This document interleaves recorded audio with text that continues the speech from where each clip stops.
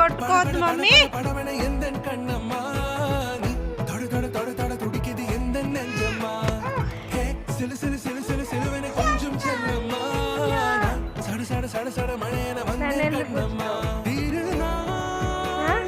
నన్ను గుర్తు చిన్న పాప.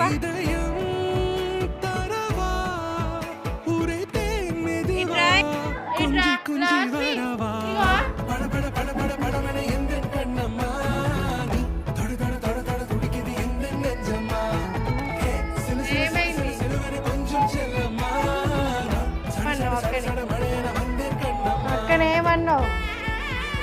ఏమన్నావు? ఏమన్నావు? ఏమన్నావు? మళ్ళీ ఏమంటాడు? ఏమంటాను అక్కడే?